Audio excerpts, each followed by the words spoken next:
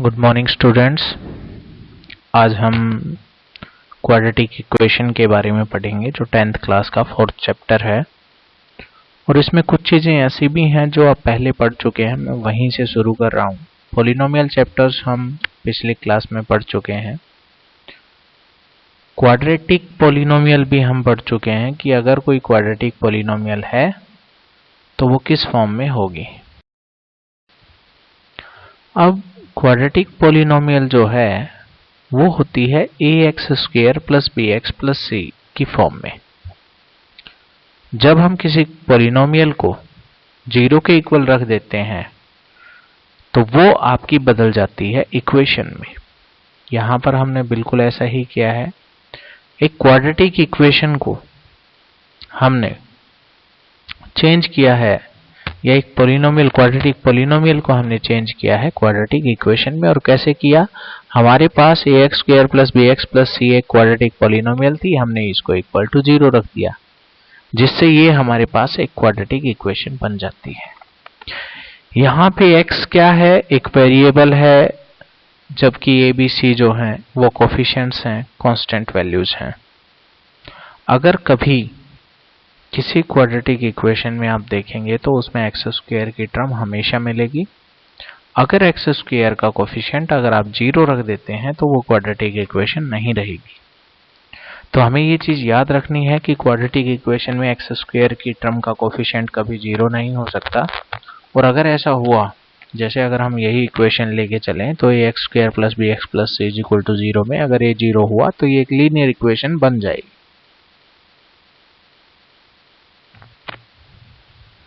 इसके अंदर जो a है वो x² का कोफिशिएंट है, जो b है वो x का कोफिशिएंट है, c है वो कांस्टेंट टर्म है, इसको हम फ्री टर्म भी बोल सकते हैं। उसके बाद हम देखते हैं कि क्वाड्रेटिक जो है, क्वाड्रेटिक वर्ड जो है वो कहाँ से आपने बनाया है, या किस तरह से हम किसी पॉलिनोमियल को क्वाड्रेटिक बोल रहे हैं। तो हमने देखा था कि एक पॉलिनोमियल की जिसकी डिग्री 2 होती है हम उसको क्वाड्रेटिक पॉलिनोमियल बोलते थे। अब यहाँ पे भी अगर हमने लिखा है y = ax² + bx + c, तो ax² + bx + c जो है वो एक पॉलिनोमियल है और इसकी जो डिग्री है वो 2 है, इसलिए हमने इसको क्या बोला है? एक क्वाड्रेटिक पॉलिनोमियल बोला है। जब हमने इसको 0 रख दिया तो ये क्वाड्रेटिक इक्वेशन बन जाती है। अब एक एग्जांपल लेते हैं। कहते हैं 5x² - 3x + 3 = 0 जो है, इसके अंदर आप देखेंगे कि x² टर्म आई हुई है। तो यहाँ पे x² अगर टर्म आती है इसका मतलब इसकी डिग्री 2 है, और डिग्री 2 है तो ये एक क्वाड्रेटिक इक्वेशन है। तो जब भी आपसे डिग्री के बारे में बात करें क्वाड्रेटिक इक्वेशन के, तो हम बताएंगे कि क्वाड्रेटिक इक्वेशन की डिग्री 2 होती है। इसके बाद हम बात करते हैं रूट्स के बारे में। कहते हैं कि किसी भी क्वाड्रेटिक इक्वेशन के रूट्स जो हैं वो आप कैसे पता लगाओगे। तो जैसे हम पॉलिनोमियल में पढ़ते थे कि अगर किसी पॉलिनोमियल में किसी वेरिएबल की वो वैल्यू जो उस पॉलिनोमियल को 0 बना देती है तो हम उनको बोलते थे जीरोज ऑफ पॉलिनोमियल। यहाँ पे हम कहेंगे किसी क्वाड्रेटिक इक्वेशन में वेरिएबल की वो वैल्यूज जो इस क्वाड्रेटिक इक्वेशन को 0 बना देती हैं, वो वैल्यूज जो होंगी x की वो कहलाएंगे इसके रूट्स। जैसे यहाँ पे हमने वैल्यू मानी है अल्फा। अल्फा इस क्वाड्रेटिक इक्वेशन का रूट है। इसका मतलब ये हुआ कि अगर मैं x की जगह पे अल्फा को रखता हूं तो ये क्वाड्रेटिक इक्वेशन को 0 बना देता है। तो अल्फा को इसका रूट कब कहेंगे? अल्फा को इस क्वाड्रेटिक इक्वेशन का रूट जब कहेंगे जब x = अल्फा, मीन्स x को अगर मैं अल्फा मानता हूं और ये इक्वेशन जो है वो सेटिस्फाई हो जाती है, मीन्स लेफ्ट राइट साइड दोनों बराबर आ जाती है। या फिर हम बोल सकते हैं कि x = अल्फा इस क्वाड्रेटिक इक्वेशन का एक सॉल्यूशन है। तो जैसे हम क्वाड्रेटिक इक्वेशन के रूट्स बोल रहे हैं, वैसे ही मैंने बताया अभी कि पॉलिनोमियल के लिए x की वो वैल्यू क्या कहलाती है, उस पॉलिनोमियल के जीरोज कहलाती है। उसके बाद हम कुछ एग्जांपल्स लेते हैं क्वाड्रेटिक इक्वेशन पे। तो पहला एग्जांपल हमने लिया 2x² + 5x + 3 = 0। तो इसमें आप देखेंगे कि x² का कोफिशिएंट 2 है, जो कि एक नॉन जीरो वैल्यू है। तो यहाँ पे आप a, b और c की वैल्यू बता सकते हैं। a यहाँ पे 2 है, b यहाँ पे 5 है, c यहाँ पे 3 है। X square minus 3x is equal to 0 ये दूसरा एग्जाम्पल है। तो आप इसमें देखेंगे कि इसमें फ्री टर्म नहीं है, तो उससे कोई इफेक्ट नहीं पड़ता। अगर फ्री टर्म नहीं है तब भी एक क्वाड्रेटिक इक्वेशन है। मगर जब हम तीसरे एग्जाम्पल में पहुंचते हैं तो आप देखेंगे कि उसके अंदर एक्स स्क्वेयर की टर्म जो है वो मिसिंग है, वहां पे नहीं दी गई है एक्स स्क्वेयर की टर्म, इसलिए वो एक क्वाड्रेटिक इक्वेशन नहीं है। तो आपको ये याद रखना है कि क्वाड्रेटिक इक्वेशन तभी होती है जब उसमें एक्स स्क्वेयर की टर्म एग्जिस्ट करती है। नेक्स्ट हम देखते हैं कि कुछ क्वाड्रेटिक इक्वेशन जो है वो स्टैंडर्ड फॉर्म में नहीं होती, तो हम उनको स्टैंडर्ड फॉर्म में बदल सकते हैं। हमारी जो स्टैंडर्ड फॉर्म होती है वो हमारी होती है ax square plus bx plus c is equal to 0। अब इस स्टैंडर्ड फॉर्म में हम दी गई इक्वेशंस को चेंज कर सकते हैं। जैसे यहाँ पे हमारे पास x square is equal to 3x minus 1 है, तो हम क्या करेंगे, सारी टर्म्स को हम लेफ्ट साइड में ले आएंगे, जिससे ये आपकी स्टैंडर्ड फॉर्म में कन्वर्ट हो जाती है। उसके बाद सेकंड क्वेश्चन में भी हम यही करेंगे, पहले हम 2 से अंदर मल्टीप्लाई करेंगे और फिर सारी वैल्यूज को लेफ्ट साइड में ले आएंगे। सिमिलरली हम थर्ड में भी ऐसा ही करेंगे, z का हम z माइनस 1 से मल्टीप्लाई करेंगे और उसके बाद 3 को हम लेफ्ट साइड में मूव करेंगे, तो हमारे पास क्वाड्रेटिक इक्वेशन बन जाएगी। तो इस तरह से एक लास्ट और इसने दिखा रखा है, जो आपको लगता है थोड़ा सा आप कंफ्यूज हो गए इसमें कि ये क्वाड्रेटिक इक्वेशन है या नहीं, मगर ये क्वाड्रेटिक इक्वेशन है। 5 plus 1/x minus 1/x square is equal to 0 है। अगर मैं इसको x स्क्वायर से मल्टीप्लाई कर देता हूँ तो ये बन जाती है 5x square plus x minus 1 is equal to 0, जो कि एक क्वाड्रेटिक इक्वेशन है। तो इस तरह से हम किसी भी हिडन या एक तरह से हम बोल सकते हैं कि जो अरेंज्ड नहीं है उसको हम स्टैंडर्ड फॉर्म में कन्वर्ट कर सकते हैं किसी भी इक्वेशन को। इसके बाद हमारे पास कितने तरीके हैं, हम क्वाड्रेटिक इक्वेशन को कितने तरीके से सोल्व कर सकते हैं। तो यहाँ पे हमें पता है 3 तरीके हमारे पास होते हैं। 3 ways are there to find solution of a quadratic equation. The first one is the quadratic equation by factorization. We can factor a quadratic equation and then we can find the solution. Second जो वे होता है by completing the square, हम किसी quadratic equation को complete square बना के भी उसके रूट्स निकाल सकते हैं। और थर्ड आपका तरीका है quadratic formula, जो यहाँ पे हमने लिख के दिखाया है कि अगर x इज इक्वल टू, जब भी आप क्वाड्रेटिक फॉर्मूले से वेरिएबल की वैल्यू निकालोगे तो वो वैल्यू आएगी minus B plus minus root B square minus 4ac by 2a। अब यहाँ पे x की 2 वैल्यूज आ जाती हैं, दोनों को हम अलग अलग दिखा सकते हैं। पहली वैल्यू जो है वो आपकी minus B plus root B square minus 4ac complete divide by 2a, और दूसरे में सिर्फ अंतर ये होगा कि माइनस बी बीच में माइनस साइन लगाया है, root B square minus 4ac complete divide by 2a।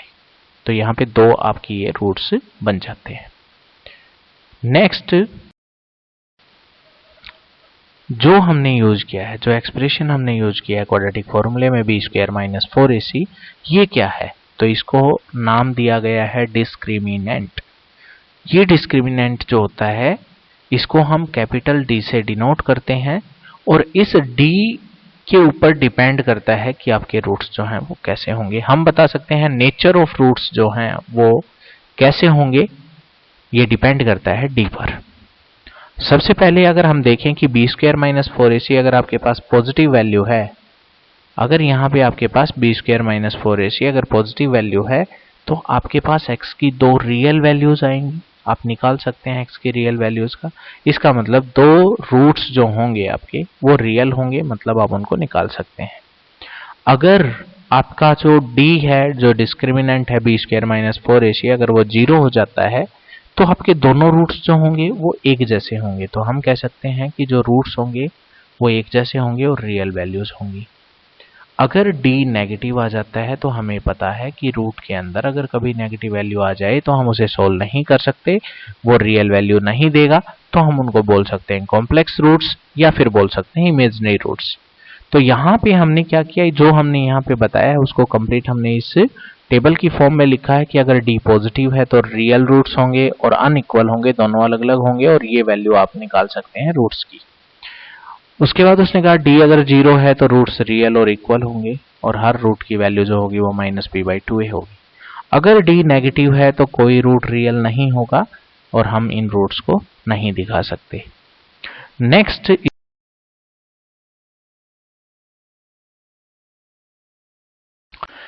Next है कि क्वाड्रेटिक फॉर्मूले से हम सोल्व कैसे करें। तो हम एक एग्जांपल लेते हैं जिससे हम क्वाड्रेटिक फॉर्मूला यूज करके किसी भी क्वाड्रेटिक इक्वेशन को सोल्व कर सकते हैं और उसके रूट्स निकाल सकते हैं। तो सबसे पहले हमने क्या किया, हमने एक क्वाड्रेटिक इक्वेशन ली 5x² + 6x + 1 = 0 और उसके बाद हमारे पास कोफिशिएंट्स जो हैं a 5 है, b 6 है और c 1 है। हमने a b c की वैल्यू रखी। अब हमने क्वाड्रेटिक फॉर्मूला लिखा। तो क्वाड्रेटिक फॉर्मूला हमारे पास क्या था, x = -b ± √b² - 4ac और कंप्लीट डिवाइड बाई 2a। अब हमें क्या करना है, हमें a b c की वैल्यू को इसके अंदर सब्स्टिट्यूट करना है और b की वैल्यू मैंने 6 सब्स्टिट्यूट की, b² 6² हो जाएगा, -4, a की वैल्यू 5 है, c की वैल्यू 1 है। डिवाइड मैंने कर दिया है 2a से, a की वैल्यू 5 है तो 2 × 5 मैंने यहाँ पे लिख दिया है। आप देखेंगे -6 + -√6² 36 हो जाएगा और यहाँ पे 4 × 5 × 1 20 हो जाएगा। ये आ जाएगा आपका 16 और अगर 16 का रूट हम निकालेंगे तो वो आ जाएगा 4। अब यहाँ पे हमारे पास दो वैल्यूज आएंगी, एक बार मैं प्लस साइन ले लेता हूँ, एक बार माइनस साइन लेता हूँ। अगर मैं प्लस साइन लेता हूँ तो -6 + 4 दैट इज -2/10 दैट इज -0.2। दूसरा जब मैं माइनस साइन लेता हूं तो -6 - 4 that is -10 divide by 10 that is 1। तो यहाँ पे हमारे पास x के दो वैल्यूज आ जाती हैं जिनको हम रूट्स बोलते हैं क्वाड्रेटिक इक्वेशन के। तो ये हमारा क्वाड्रेटिक फॉर्मूला है जिसको हम इस्तेमाल कर सकते हैं किसी भी क्वाड्रेटिक इक्वेशन का सॉल्यूशन निकालने के लिए। यहाँ पे 6x + 1 तो मैंने यहाँ भी रख दिया, यहाँ भी रख दिया। -0.2 का स्क्वायर अगर हम करेंगे तो ये 0.04 आ जाएगा और यहाँ पे जब इन दोनों का मल्टीप्लाई करेंगे तो ये आपके पास -1.2 आ जाएगा। यहाँ पे मल्टीप्लाई करते हैं 0.2 आ जाएगा, माइनस में 1.2 + 1 तो यहाँ पे आप देखोगे कि +1 है और प्लस 0.2 है तो ये 1.2 बनता है प्लस का और ये माइनस का, तो आपकी वैल्यू क्या आ जाती है 0।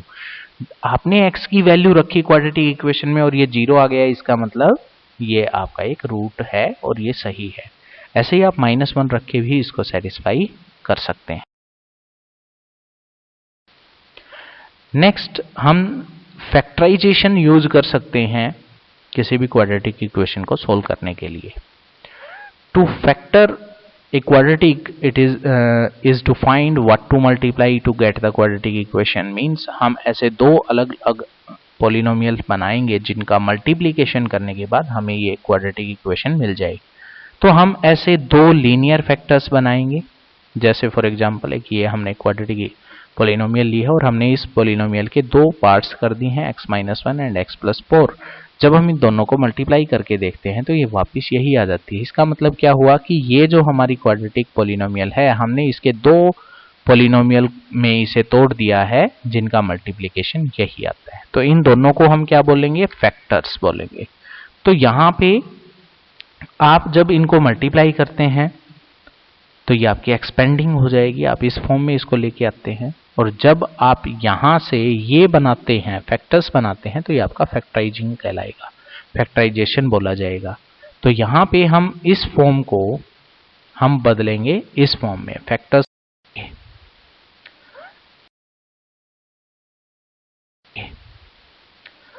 अब यहाँ पे किस तरह से क्या आपकी स्टेप्स होंगी, तो सबसे पहले आप क्या करेंगे कि इक्वेशन जो आपको दी हुई है उसको = 0 रखेंगे और फैक्टर जो होंगे वो लीनियर एक्सप्रेशंस होंगी आपकी, और फिर हम अलग अलग जो लीनियर हमारे फैक्टर्स बनेंगे उनको 0 रखेंगे और जिससे हमको सोल्व करके अलग अलग वैल्यूज निकाल पाएंगे। जैसे सबसे पहले हमने देखा कि x² + 3x अगर 0 है, एक सिंपल सा एग्जाम्पल हम ले रहे हैं फैक्टराइजेशन का, तो आप देखेंगे कि आपके पास दो टर्म है, इन दोनों टर्म्स में आप x कॉमन निकाल सकते हैं।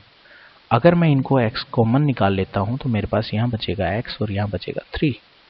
अब मेरे पास यहाँ पे दो लीनियर फैक्टर हैं, पहला फैक्टर ये है और दूसरा फैक्टर ये है। मैं दोनों को अलग अलग इक्वेट करता हूँ 0 के।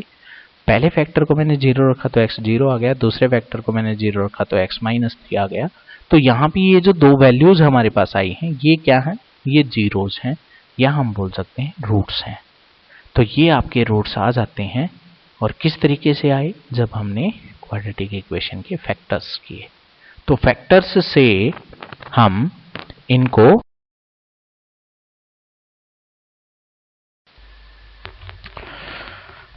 इस सेकंड मेथड जो हमारा है कंप्लीटिंग स्क्वायर मेथड, हम किसी भी क्वाड्रेटिक इक्वेशन को सोल्व कर सकते हैं कंप्लीटिंग स्क्वायर मेथड से।